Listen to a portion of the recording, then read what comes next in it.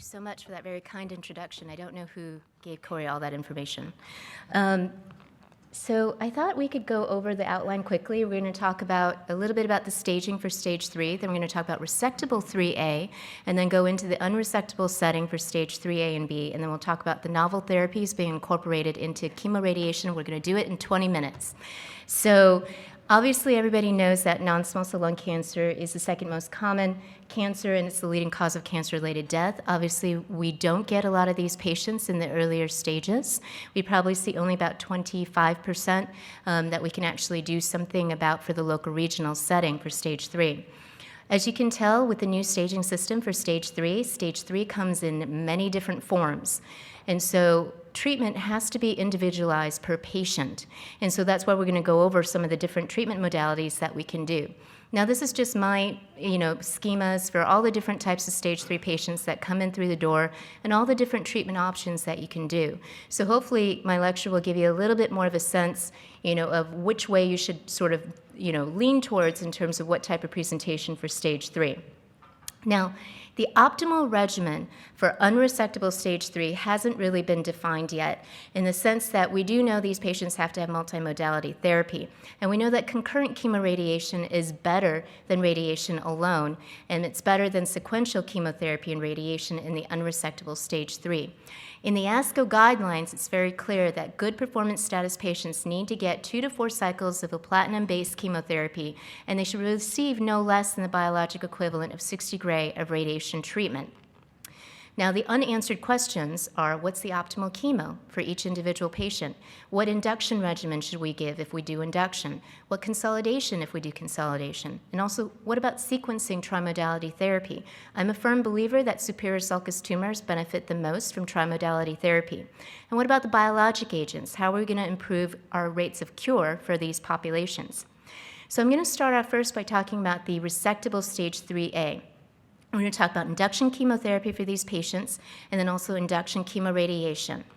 So in your patients, there's been several phase 3 trials for 3A, and it's been very controversial about whether induction chemotherapy provides any benefit or not. And so there are several trials that were done across the world, and I think the bottom line is neoadjuvant chemotherapy still remains controversial. Adjuvant chemotherapy in patients who are resected, that's obviously beneficial for our patients.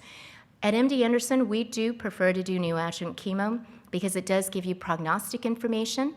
It gives you an idea of whether or not you could downstage their N2 disease, so that's good prognosis information for your patients. Obviously, we choose our patients very carefully who we give neoadjuvant chemo to. Obviously, single-station N2 disease is far more likely to benefit from this approach than multi-station N2. Right now, we are leaning towards, if they're multi-station N2, we give combined modality with chemoradiation. We don't necessarily do induction chemo. In a patient who could get an R0 resection that our surgeons feel very confident that they can do this, we will consider neoadjuvant chemotherapy. And certainly in your patients who get pathologic CRs, you can tell, after resection that these patients are going to have a good prognosis. So it's very limited in terms of patients who have pathologic N2. I do think that patients who get very good responses to chemotherapy should be considered for surgical resection.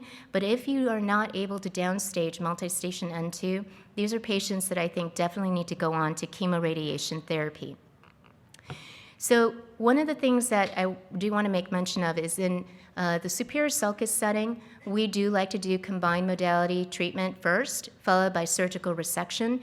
And the reason is the intergroup 0139 trial. Now, this was a study that was looking at stage 3A patients and T1 to 3 pathologic N2 disease where you could potentially do surgery. They were randomized to receive first the cisplatin and etoposide with radiation treatment. And then they had a randomization to completing radiation treatment for a full course versus surgery. Now, the bottom line was that progression-free survival clearly favored the trimodality arm. The hazard ratio 0.77, the p-value highly statistically significant. And when you looked at overall survival, there was a trend towards a survival benefit with a hazard ratio 0.87, but it didn't reach statistical significance. Now, when you actually broke down the data, there were some deaths on the surgical arm, but they almost always occurred in the pneumonectomy patients. And so, again, in the question earlier today, where it was a squamous cell carcinoma who was a T2N2, who had to have a pneumonectomy, this is obviously not exactly a patient you want to do chemoradiation first and then a pneumonectomy after, particularly if it's on the right side. These patients are at high risk of death, particularly when it's on the right. So these are the Kaplan-Meier curves from the intergroup 019 trial. Again, this is by overall survival by pneumonectomy versus chemoradiation, and you can see that these patients do far worse when they got the pneumonectomy. Now, when you do a lobectomy, the patients who got the chemoradiation and surgery trimodality therapy had the best overall survival compared to patients who just had definitive chemoradiation. So there still is a role for trimodality therapy, I believe, in the stage 3 setting. I tend to prefer to do it in superior sulcus tumors, and we tend to do it only in patients that are going to get a lobectomy. We will not do it in patients who have pneumonectomies. So the other things to make note of is if you downstage a patient, an N0 status at time of surgery definitely predicts for a better outcome in terms of 5-year overall survival. When you look at the toxicity profiles, it really wasn't that much more significant except for esophagitis in the patients who had the full chemoradiation treatment. And in the patients, again, who have a pneumonectomy, this is not somebody you want to do neoadjuvant chemoradiation. So make sure also these patients have very good performance status.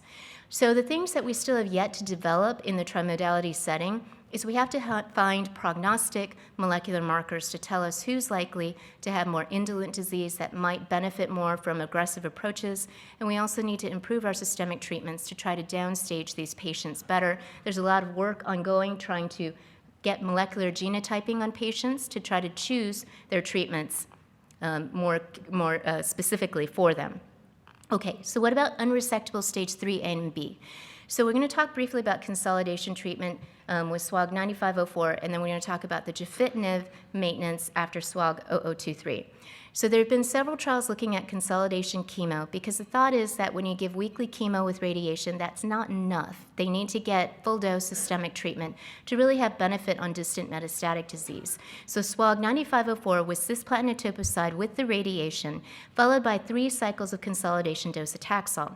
They had very good, reasonable overall survival. You could see the median survival time was 26 months compared to 9019, which had 15 months.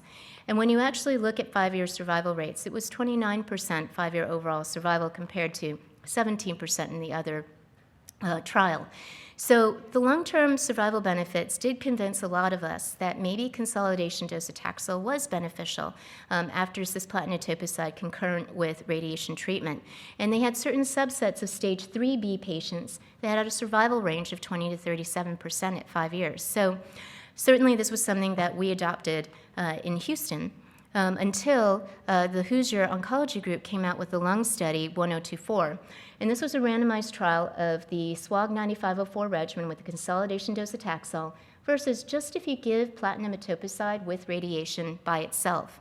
Now, the SWOG 0023 trial, which we'll talk about in a second, gave the 9504 regimen with the 3 consolidation cycles of docetaxel, and then also gave 2 years of gefitinib or placebo. And so we'll get to that trial in just a second. The bottom line to the Hoosier Oncology Group study was that consolidation docetaxel added nothing to the cisplatin etoposide plus the radiation. So there was a movement for people to not give consolidation chemo. Now, I will tell you for stage 3A, I think it's reasonable to consider. But if you have a stage 3B patient, I still will give consolidation chemotherapy because if you extrapolate from all the adjuvant data trials, these are the patients that clearly need systemic therapy the most. So I still give high-dose systemic treatment as consolidation for my patients who are multi-station N2, if they've got very bulky N2 disease, or if they have N3 or stage 3B lung. The SWOG 0023 trial, because if you want to be maximally aggressive, why not give 2 years of a targeted agent after you do consolidation chemo and chemoradiation? Well, this was a study that was looking at that issue with gefitinib. And the bottom line, unfortunately, to SWOG 0023 is that there was no difference whatsoever in progression-free survival in gefitinib versus placebo. And then when you look at overall survival, actually the patients who got the gefitinib had a worse overall survival. And this wasn't statistically significant, but this was a trend that definitely made us pause because there was no clear explanation for why these patients died off more. They didn't have more pneumonitis. There wasn't, unfortunately at the time, there was no molecular genetics obtained. The tissue couldn't be looked at because they didn't collect the tissue. So that was a little bit of a failing on that trial. So based off of this, we do not recommend adjuvant EGFR TKI after chemoradiation and consolidation chemo. So there are currently other trials that are ongoing, which we'll touch on very briefly on the targeted therapies section, but for right now, off protocol, it is not recommended to give adjuvant gefitinib for 2 years or adjuvant erlotinib for 2 years in your unselected EGFR wild-type patients after combined modality therapy. Okay, so this is the next section, which is probably the most exciting, and this is the incorporation of novel therapies into combined modality treatment, and this is where I believe we're really going to see our future begin to evolve in terms of this field. So we know that systemic therapy can give you a clear survival benefit in stage 3 disease, particularly when you're able to downstage these patients, meaning they have effective treatment. Distant relapse still is a huge problem for our stage 3 patients, and if we could just improve our systemic treatments, I think we would see a vastly improved outcome for stage 3. Now, this is the stage 4 treatment algorithm for my clinic for any non-small cell lung cancer patient that comes in through the door. Obviously, in the frontline setting for EGFR mutation, I prefer to give EGFR TKIs frontline with erlotinib, and then in the EGFR wild type, if they're EML4 ALK or ROS1, we give them crizotinib. So there certainly are other things coming down the pipeline. The KRAS mutated patients with MEK inhibitors, there is currently a trial ongoing right now in combined modality with trametinib, and also BRAF as well as RET. These are definitely areas that I think we can develop further. Now, I do, before we get into very specific targeted mutations, I do want to talk about cetuximab and sort of the EGFR pathway. So as everybody knows, cetuximab is an IgG1 chimerized antibody to EGFR. And it potentiates apoptosis, and it inhibits cell cycle progression, and it decreases angiogenic factors, and it inhibits invasion and metastases. It is currently FDA approved for use in head and neck cancer with radiation and also in colorectal cancer. Now, RTOG 0324 was a phase 2 trial that initially showed some benefit of giving cetuximab with chemoradiation, followed by cetuximab and then systemic dosing cetuximab with carbopaclitaxel. Their response rates were close to 62%, disease control rate 78%, and they had very decent efficacy at 2 years. The median overall survival time was about 23 months. So based off of RTOG 0324, a large phase 3 trial, RTOG 0617, which Dr. Bradley is the PI of, and you'll hear from him a little later today, this was a trial that was going to hopefully get cetuximab FDA approved for stage 3 non-small cell carcinoma. And so everybody was waiting for this trial for quite some time. And so there was basically 4 arms. So it was low-dose radiation, standard dose radiation, I shouldn't say low-dose. Standard radiation was 60 gray versus high-dose radiation at 74 gray. And both of these arms actually had 2 arms within it, where everybody got carbopaclitaxel, but they were given, either they got with or without cetuximab. And then afterwards, they all got carbopaclitaxel for 2 cycles of therapy. Now, the high-dose arm, unfortunately, was closed due to lack of overall survival benefit in May of 2011. And I think there's going to be a discussion a little bit later, so I'll just leave you with that information and go right to the information for cetuximab, which was just presented at ISLAC by Dr. Masters a couple of weeks ago. But I guess Dr. Bradley maybe will talk a little bit more about this later with the radiation dosing arms. But at ISLAC, what was presented was the effect of cetuximab. And there were 237 patients who received the cetuximab on RTOG 0617. Unfortunately, there was no significant benefit in overall or progression-free survival with the addition of cetuximab. There was a higher overall grade 3-5 toxicity, 85%, in those who got cetuximab versus 69% who didn't. And there was also obviously a higher non-hematologic grade 3-5 toxicity, 71% versus 51%. Now, there was some preliminary announcement that patients who had an H-score by immunohistochemistry, which is just protein expression of EGFR, those who had very high expression, i.e. their H-score was greater than or equal to 200, they may actually have had a benefit from the cetuximab, but I think further investigation on this issue needs to be made. But for the meantime, unfortunately, it looks like cetuximab is probably not going to be widely used in stage 3 non-small cell carcinoma. So what about Pemetrexed? As you all know, Pemetrexed inhibits the thymidylate synthase and also other folate-dependent enzymes. And there was a trial from CELGB that was looking at carbopemetrexed with or without cetuximab. And then the primary endpoint on this trial was overall survival. What they did show initially was that the cetuximab probably didn't add too much in terms of failure-free survival, but when you and also, you know, when you look at histologic subtype, it didn't seem to matter. It was pretty much equivalent. But when you actually looked at overall survival, it was pretty decent with the Pemetrexed. The cetuximab arm, again, didn't add very much. So the thought is that when you look at the patients who have the non-squamous and receive Pemetrexed, they seem to do much better. Squamous cell carcinoma never does well with Pemetrexed treatment, and we believe that squamous cell has an intrinsic mechanism of resistance because it has elevated levels of thymidylate synthase, so the Pemetrexed doesn't seem to work well in squamous cell.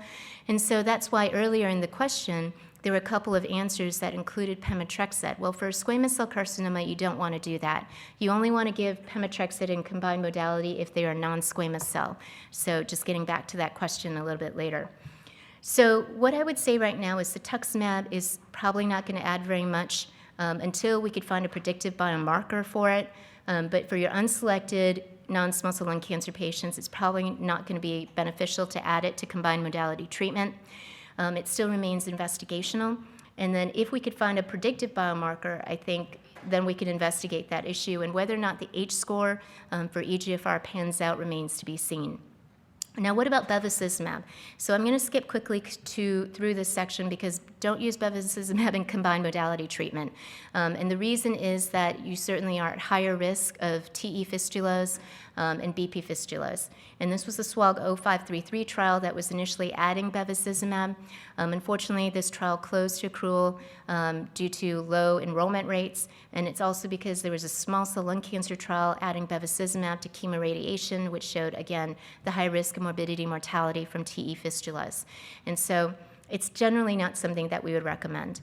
Now, at MD Anderson, we looked at shark cartilage, which is AE941, which is thought to inhibit VEGF, and it may be a little bit safer. And so these poor patients actually had to drink a fishy-smelling slurry. It was really awful.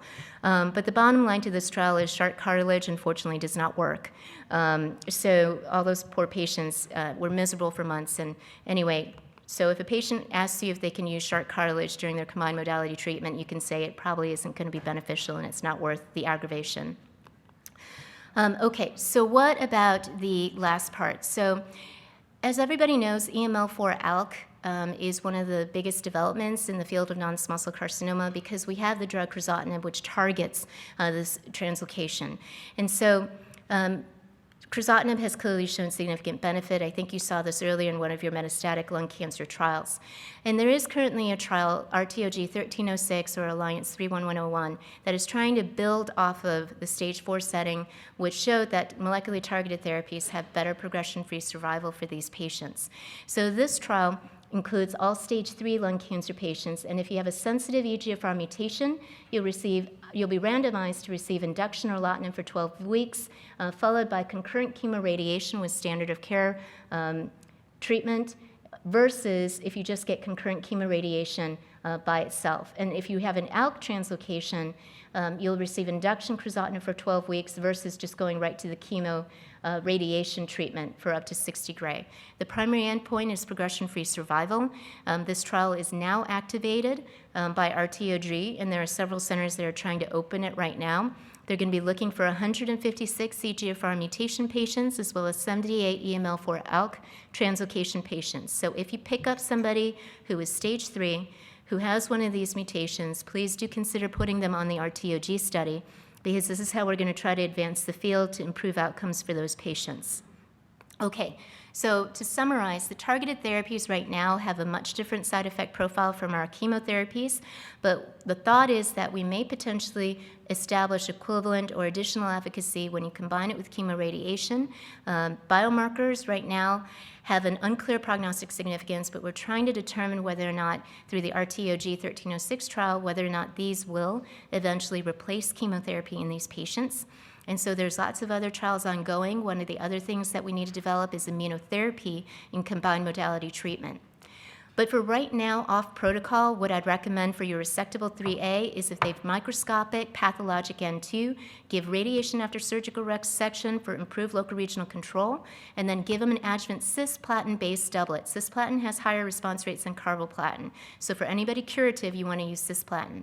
Clinical N2 disease, we don't know if pre-op chemo is better versus adjuvant, but just make sure you give them multimodality radiation and chemotherapy, and potentially in patients who are superior sulcus, we do recommend neoadjuvant chemoradiation followed by surgical resection. But again, don't do this in a pneumonectomy patient because odds are, particularly on the right, they're going to be at extremely high risk of death. So I think I'll stop. One more slide. So in the unresectable setting, concurrent chemoradiation standard of care, the chemotherapy regimen should be a platinum-based doublet. The role of induction versus consolidation chemo is still unclear. I recommend multi-station N2 or stage 3B that you give adjuvant consolidation chemo for systemic dosing. That's purely my bias. I have no data to tell you that that's the right thing to do. It's just my personal thought. And then novel therapies, again, watch out for RTOG 1306. Hopefully that will show us that the EGFR mutants in EMO4ALK can have better survival outcomes. Okay, thank you.